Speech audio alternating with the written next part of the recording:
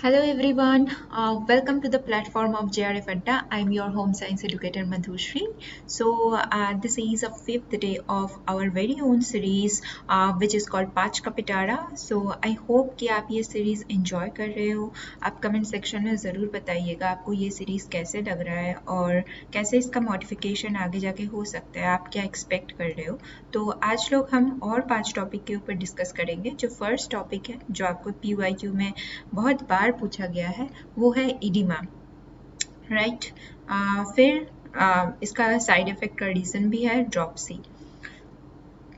So first thing is oedema.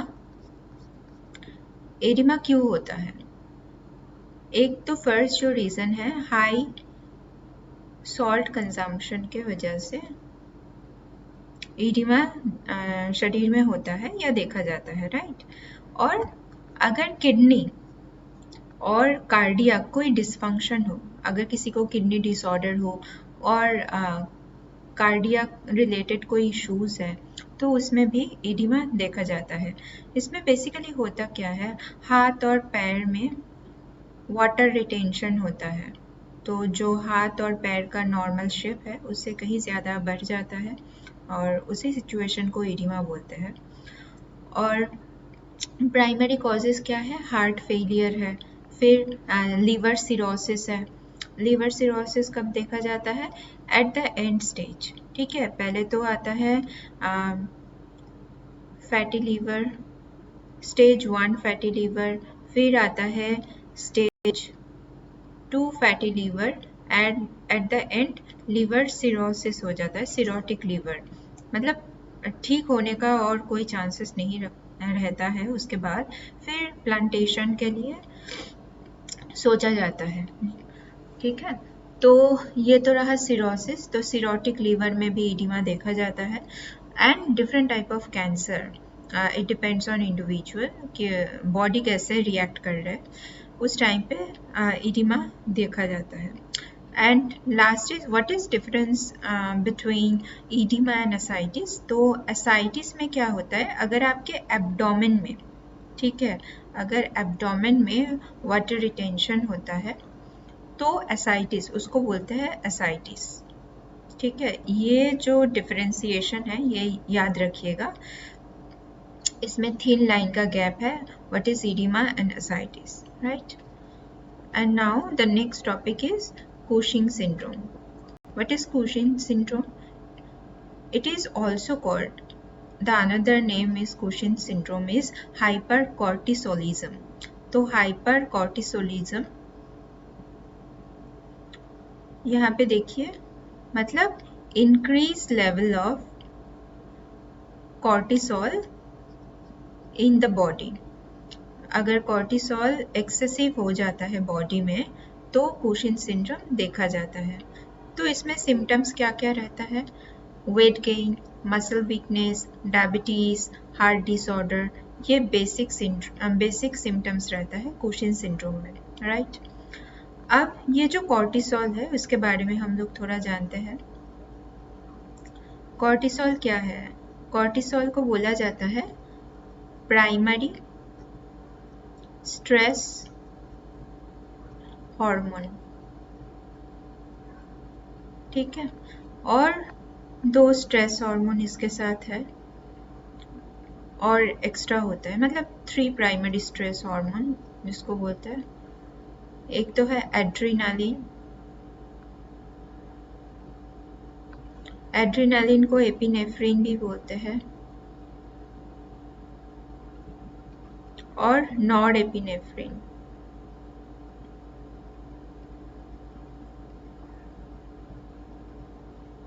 ठीक है. तो there are 3 kind of stress hormone in the body. Primary जो stress hormone है वो है कॉर्टिसोल, उसके साथ साथ और 2 है, एपिनेफ्रिन और नॉर एपिनेफ्रिन. एपिनेफ्रिन क्या करता है, ये इंक्रीज कर देता है हार्ट रेट. अगर बॉडी कोई स्ट्रेस कंडीशन से गुजर रहा है तो हार्ट रेट इंक्रीज कर देता है एपिनेफ्रिन. और कॉर्टिसोल क्या करता है, ब्रेन में इंडिकेट करता है और ग्लूकोज लेवल बढ़ जाता है. तो ये रहा 3 प्राइमरी स्ट्रेस हार्मोन और उसका फंक्शन। और बाकी कुशिंग सिंड्रोम एक्सेसिव कौन से स्ट्रेस हार्मोन की वजह से होता है, वो है कॉर्टिसोल, राइट। अब कुशिंग सिंड्रोम का अनदर नेम क्या है, हाइपर कॉर्टिसोलिज्म, राइट।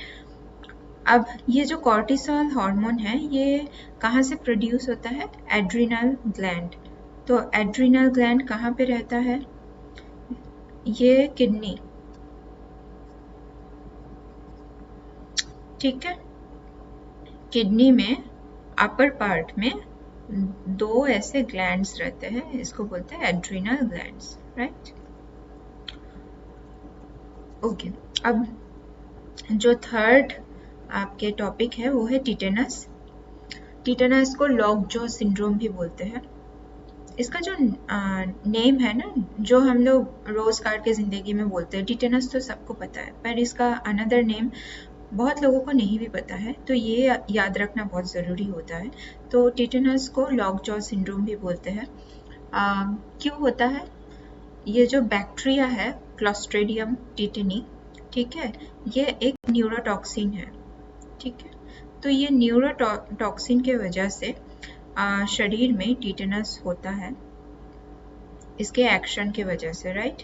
और कौन से सिम्टम्स होते हैं, एक तो है मसल स्टिफनेस, ठीक है, मसल कॉन्ट्रैक्शन, जिसको खिंचाव भी बोल सकते हैं हिंदी में। तो ये जब बहुत पावरफुल रहता है और प्रोलॉन्ग्ड रहता है, मतलब बहुत टाइम, ये जो मसल का खिंचाव है, ये कॉन्ट्रैक्शन है, ये बहुत टाइम पर रहता है, राइट, लाइक 10 मिनट 15 मिनट्स, और किसी का मोर देन 15 मिनट्स भी रहता है। वो मतलब इट डिपेंड्स ऑन इंडिविजुअल कि वो कौन से कंडीशन पे है ना। तो ये रहा major basic primary symptoms of tetanus या लॉकजॉ सिंड्रोम। अब नेक्स्ट जो डिजीज है वो है पार्किंसंस डिजीज, ठीक है। अब पहले जान लीजिए पार्किंसंस डिजीज क्यों होता है बॉडी में।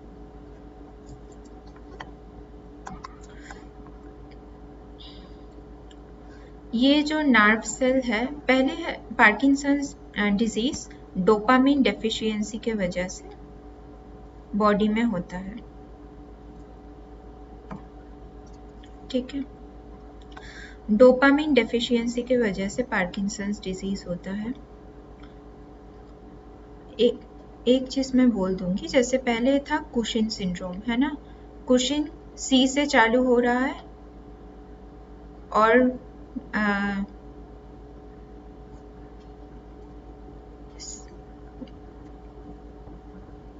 ठीक है, और एक्सेसिव अमाउंट कॉर्टिसोल बॉडी में प्रोड्यूस हो रहा है। तो ऐसे आप याद रख सकते हैं, सी फॉर कुशिंग सिंड्रोम और सी फॉर कॉर्टिसोल। तो सी से आप याद रख सकते हैं कुशिन सिंड्रोम, क्यों, excessive amount of cortisol in the body, ठीक है। अब पार्किंसंस से आप कैसे याद रख सकते हैं, पार्किंसंस का P first initial and then dopamine का डी, ठीक है, पीडी मतलब पर्सनल डायरी। ऐसे भी आप याद रख सकते हैं कि पार्किंसन किससे रिलेटेड है, डोपामिन से, ठीक है। अगर बॉडी में डोपामिन लेवल कम हो जाता है, डोपामिन क्या है, एक न्यूरोट्रांसमीटर हार्मोन है,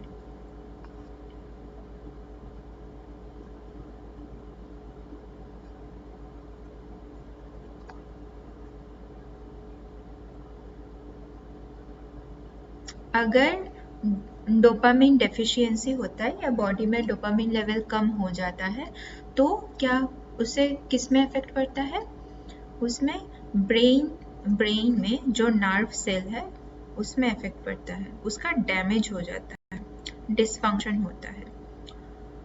फिर क्या होता है, अगर ब्रेन में हमारा नर्व सेल डैमेज हो गया, डिसफंक्शन हो गया, तो वो बॉडी में वो तो फिजियोलॉजिकली इफेक्ट करेगा ना, तो बॉडी में शेकिंग होता है, बॉडी स्टिफ हो जाते हैं, difficulty in walking, balance, coordination, ये सब दिक्कत होता है, राइट। तो मेन आपको याद रखना है पार्किंसंस डोपामिन लेवल डिक्रीज और कम होने में होता है बॉडी में, राइट। किस पे इफेक्ट करता है? ब्रेन में नर्व सेल जो है वो डैमेज कर देते हैं। उसके लिए क्या क्या सिम्टम्स होते हैं? शेकिंग, फिर बॉडी स्टिफनेस, फिर difficulty in coordination, daily life coordination and walking, right. ठीक है, अब जो नेक्स्ट है वो है अल्जाइमर डिजीज। तो अल्जाइमर जो है ये बेसिकली अर्ली 60s और लेट 60s में भी आपको देखने के लिए मिलेगा। कुछ कुछ स्पेशल या एक्सक्लूसिव कंडीशन में अर्ली 30s में भी अल्जाइमर डिजीज देखने के लिए मिलता है, राइट। अब अल्जाइमर डिजीज जो है इसमें मेन जो सिम्टम्स है वो क्या है? वो है मेमोरी लॉस, फिर कंफ्यूजन, ठीक है, ये होता है। और अगर किसी को मेमोरी लॉस और कंफ्यूजन हो गया है मान लीजिए, तो लॉन्ग टर्म इफेक्ट क्या रहेगा? स्लोली उसका जो मेमोरी है वो डिस्ट्रॉय होने लगेगा, मेमोरी डिसऑर्डर होने लगेंगे, राइट। फिर थिंकिंग जो स्किल है वो डिक्रीज होने लगेगा, एबिलिटी, क्रिएटिवनेस हर रोज का डिक्रीज होने लगेगा, राइट। अब ये देखिए, इसके साथ अल्जाइमर डिजीज के साथ और एक चीज या सिम्टम्स बहुत इंपॉर्टेंट है, वो है डिमेंशिया, ठीक है।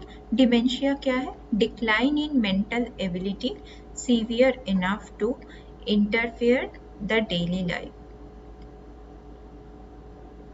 जो हमारे मेंटल एबिलिटी है, ठीक है, वो जब डिक्लाइन होता है मतलब कम हो जाता है डेली लाइफ की एक्टिविटीज़ के लिए, ये सीवियर टू मॉडरेट केसेस में भी होता है, ठीक है, तब। और डिमेंशिया जो है, डिमेंशिया अल्जाइमर डिजीज़ के साथ बहुत रिलेटेबल है, ठीक है। और ये अल्जाइमर, यहाँ देखिए, Alzheimer is the most common cause of dementia, ठीक है। तो डिमेंशिया का जो मोस्ट कॉमन एवं प्राइमरी कॉज है वो है अल्जाइमर। अब नेक्स्ट जो है ये है सांडाउनिंग सिंड्रोम। तो सांडाउनिंग सिंड्रोम क्या है?